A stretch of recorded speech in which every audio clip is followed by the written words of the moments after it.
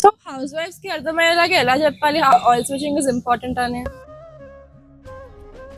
బాబా ఇప్పుడు సోషల్ మీడియాలో చాలా ఆయిల్ స్విచ్చింగ్ గురించి వింటున్నాం కదా, కానీ అమ్మకి ఎంత చెప్పినా కూడా వినట్లేదు ఆయిల్ స్విచ్చింగ్ చేయాలి అని.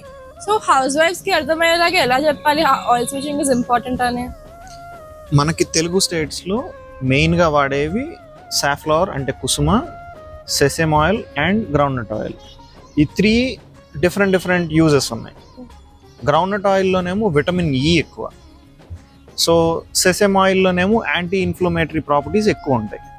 సాఫ్లవర్ ఏమో it's good for heart. So requirement బట్టి వాళ్ళు చేసే కుకింగ్ బట్టి ఆయిల్స్ అనేవి మార్చుకోవాలి.